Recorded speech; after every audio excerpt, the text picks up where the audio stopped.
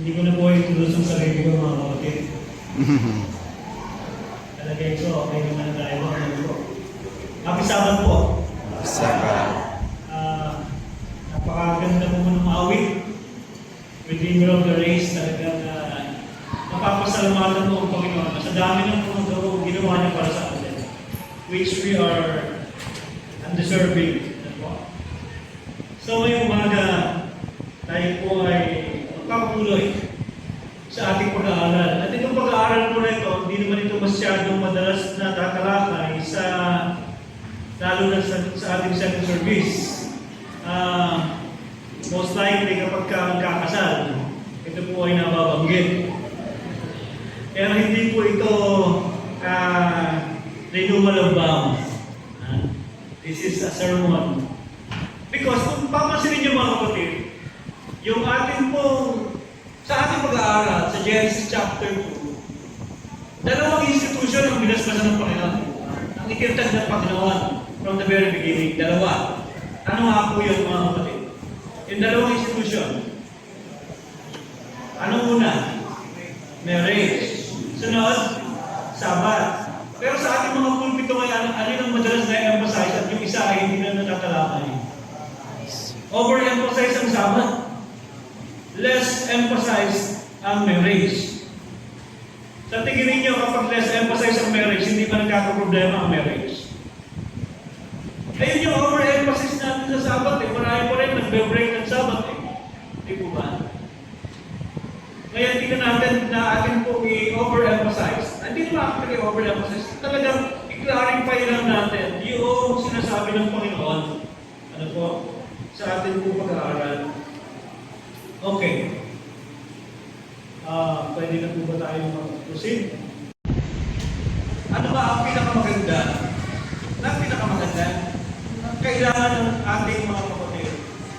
Because, ang nangyayari po ngayon, maaaring hindi po sa inyong mga kalaman, pero marami po nakakarating sa akin at ako po ay nababagabag. Na ang ating mga kapatid ay nagkakaroon ng problema sa ating pong mga pagsasama, which is hindi kinakailangan mga kapatid. Okay? What is marriage? Bakit marami sa mga marriage ay hindi nagiging successful? Ano po? Hindi ko sinasabi yung inyong mga marriage ay successful, pero there are many out there. Maaaring hindi sa inyo, maaaring sa ibang tao, maaaring sa ating ding mga kapatid. So we must emphasize ito. Okay? So hindi dahil marami tayong nabasa sa Old Testament na ganito, ibig sabihin na gusto nga ito ng Diyos. Ano po? Problematic yung scenario. Now, ito rin. This is Solomon. Solomon's heart was turned from God when he multiplied to himself wives of idolatrous nations. God had expressly forbidden his people to intermarry with idolatrous nation. So dito makikita natin mga kapatid ko, Sa amin, galing dito. Mga kaibigan mo yung iba. Ano po? Nangaral sa amin. Pagkatapos, yung mga taga sa amin naman, siyempre, mga lalaki, nakita nila, maganda yung mga kababaihan galing ngayon eh. Maganda naman. Yes. Niligawan, naman nag-focusing, naman nag-evangelistic meeting. Tapos sabi ng isang member ng small group, hindi kasi ako nagpapaligaw kapag hindi Adventist. Di paano binibigyan ko ng gift ngayon? Paano pag mag-Adventist ako? Di saka na natin pag-usapan niya, mag-Adventist ka muna. Alam niyo po ba, yung lalaki ay nagpapabaptize? Ay binigyan mo lang hindi. Nung siya nabautismuhan, yung babae para may feelings din, doon sa lalaki, naitana naman niya yan. Naitana. Hindi naka-graduate. Hindi naka-graduate. Isang sem na lang sana. So napakagandang problema. there's union between man and woman of the same faith. Both believers of the true God. That is what God accepts. Hindi yung ang motibo, hindi naman kilalanin ng Diyos eh. Kilalanin yung babae, hindi kilalanin yung Diyos. Kaya nagkakaproblema yung dalawang na. Dahil, ang nangyari, wala na. Pati yung mga anak nila, hindi mo na rin makita na dumadalo sa pagsamba. So, tragedy in Israel, ito naman, nangyayari din ito maging sa panahon natin. Okay? The crime that brought judgment of God upon Israel was that of licentiousness. Okay? The forwardness of women to entrap souls did not end at Baal Peor. Notwithstanding the punishment that followed, kahit na may parusa, wala pa rin.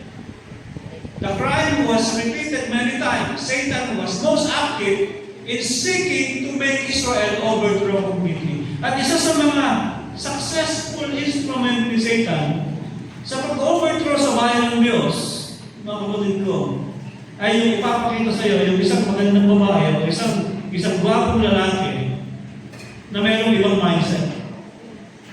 So kasi tayo mga kapatid ay nakikita natin, tumitingin tayo doon sa madalas sa panlabas. Okay? Pagkatapos sa Satan naman, binabasa yung ating sistema, ito ang tipo niya. Ito ang ipapakita ko sa kanya. Akala natin okay.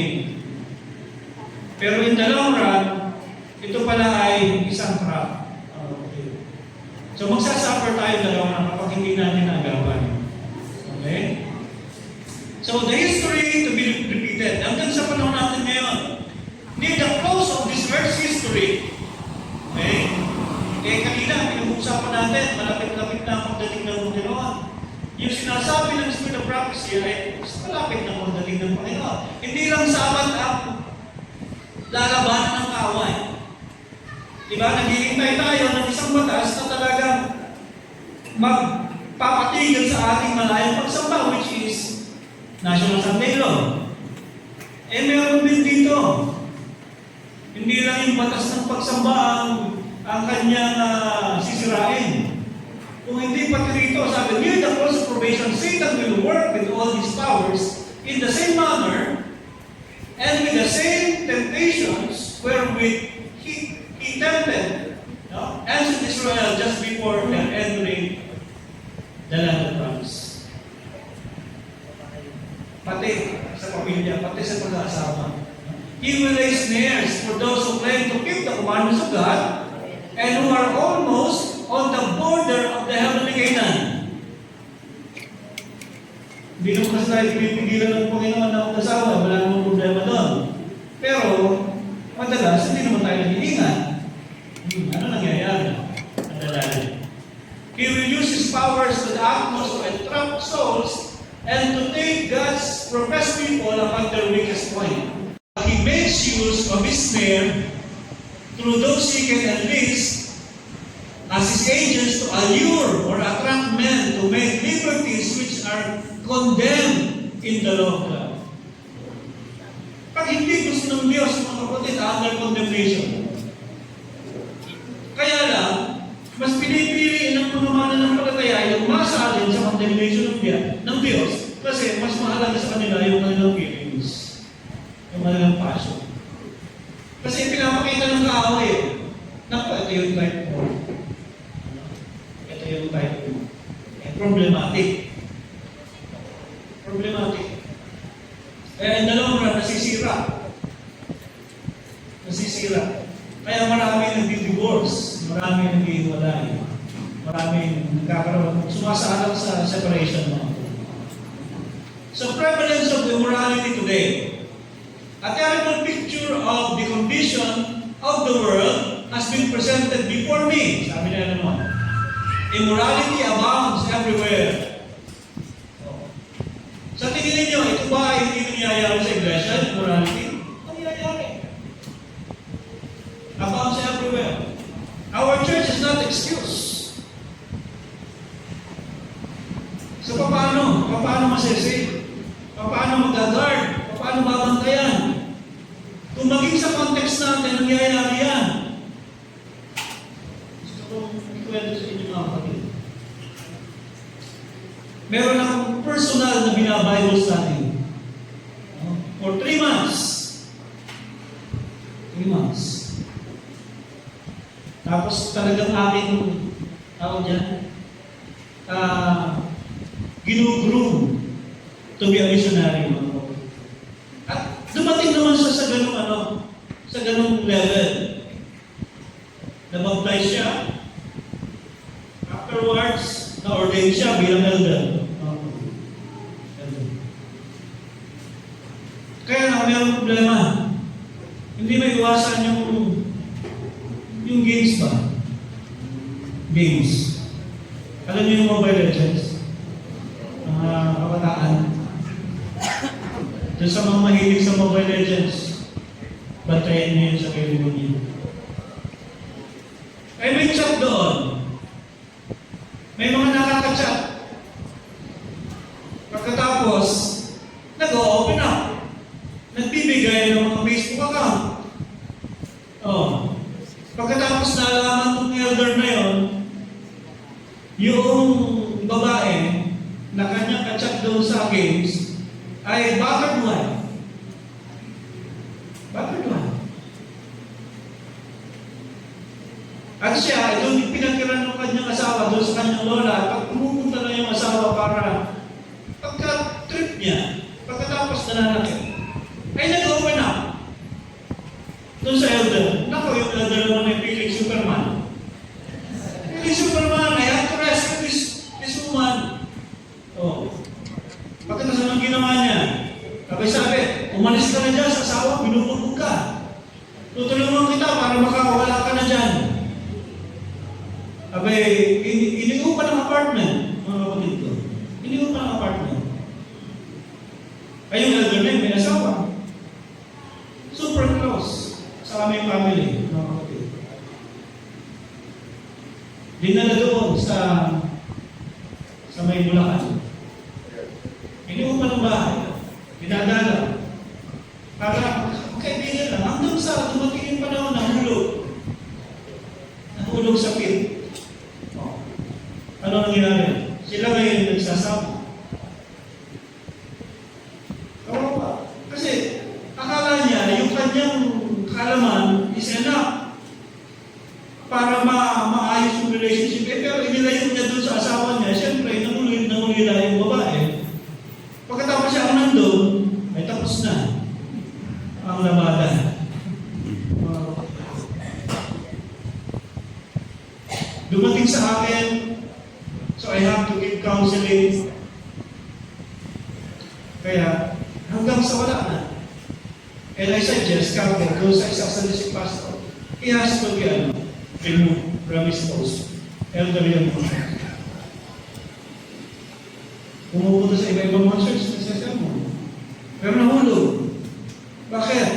Kasi ang kaaway, alam niya kung paano ilalagay yung mga trap sa ating mga kapatid. At kapag hindi tayo nag-iingat mga kapatid, we cannot say that we are already believers in God. Na hindi na tayo pro sa mga ganyan mga mangyayari. Nakalulong ko, mga kapatid.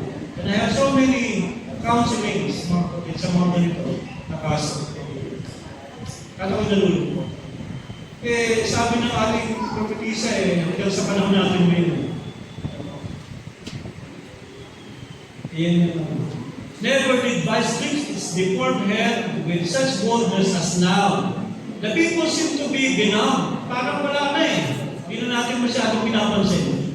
And the lovers of virtue and true goodness are nearly discouraged by its boldness, strength, and prevalence. Kasi masyado ng rampant Masyado ng rampant. Kaya pinawarning natin yung mga papasok pa lamang sa ganitong mga kalagayan. Sa mga gusto ng mag-asawa, wala namang problema. Pero, you have to be wise. Okay. Sa mga mag-asawa naman, na maaaring naging discouraged na, maaaring more than 10 years na yung magsasama, na wala na yung A, wala na yung S, wala na yung A, W and A na lang natala sa word ng asawa. Wak na. Magpakatatag kayo mga kapatid ko. Magpakatatag kayo. So yung talagang dumating na doon sa punto na talagang they have to suffer na, wala na silang gagawa.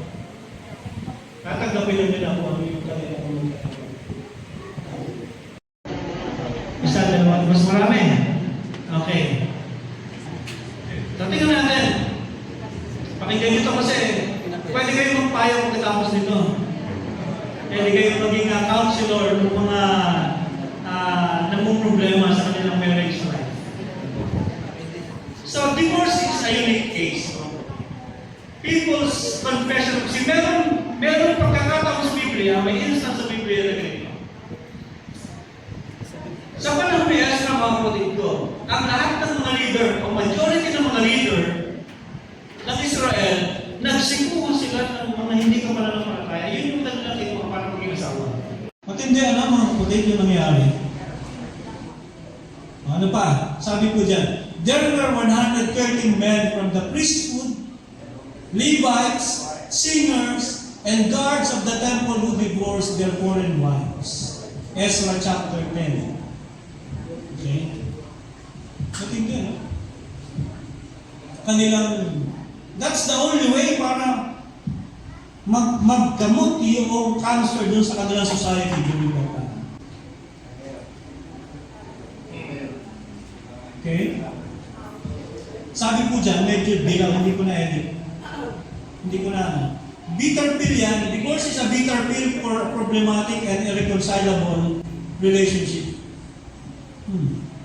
Sa ating panahon, hindi ko alam kung na-approve na ba. Parang kung meron makikita na na nagpo-post sa Facebook na pagka daw may problema sa kanya lumapit. Parang abogado yata siya na parang divorce yung kanyang kaso. Yung may specialty. Pero bakit tayo magpatuloy ako? Tingnan natin muna ito. Sabi, ito ay from Adventist Home. Merong isang kaso na mistreated yung babae. Ito yung sabi ni Ellen White sa kanyang payo. I have received your letter, and in reply to it, I would say, I cannot advise you to return to thee. Yung kanyang asawa. Sabi ni Ellen White, hindi na kita mapapayuhan na bumalik dun sa asawa mo. This is documented. At ito yung payo. Payo yan. Unless you see decided changes in him. So, hindi pa naman sarado. Pero sabi niya, hindi kita mapapayuhan na bumalik sa asawa mo. Doon kay D. Okay? Unless makita mo yung talagang matinding pagbabago sa buhay niya. Nagpapayo rin siya naman. Ano po? The Lord is not pleased with the idea He has in the past of what is due to a wife. It holds to His former views. Sabi ng Panginoon, through Ellen White, kung yung asawa mo ay mananatiling nakayakap doon sa kanyang dating paniniwala, nakalagay, the future would not be better for you than the past has been. He does not know how to treat his wife. Papayag ba kayo mga asawang babae na kayo ay pinapunching ba? Pangit naman Maliban lang siguro, marunong din kayo makipag-boxing at lalaban kayo. Pero ang pangit. Ano po? Pero sabi ni Ellen White, kapag ka mayroong ibang view at hindi maayos mag-treat sa iyong asawa, ay yun kasi pagkakamaling niya yan, nung siya ay nag-desisyon na makisama doon sa hindi ka pananampalataya, nagbubunga ng ganyang problema. Nagbubunga ng ganyang problema. He is thus determined not to live with you. No? Kung determinado siya, ayaw ka na niyang samahan. Wala kang magagawa. Matindi ano po? Both she and you would be most miserable to attempt it.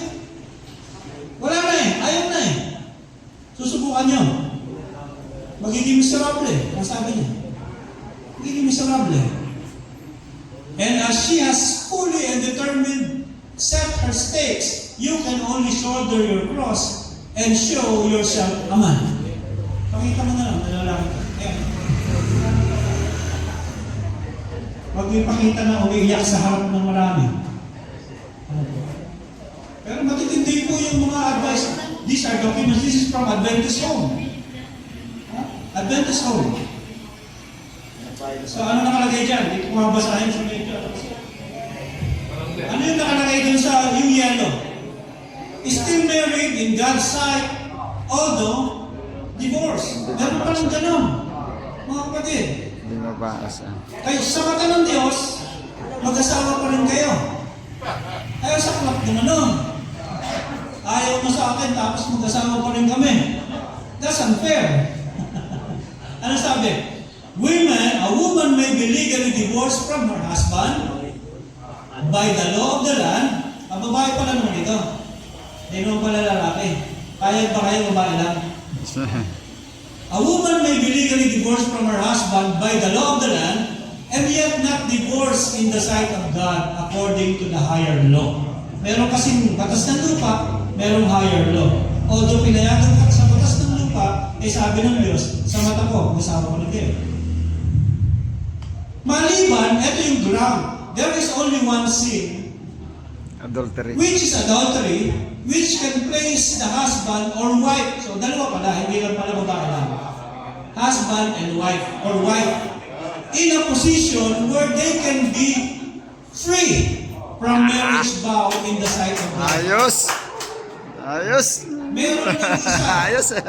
Masaya na yun. kasalanan, mga kapatid. Isa Ayos! lang. Approve! Approve!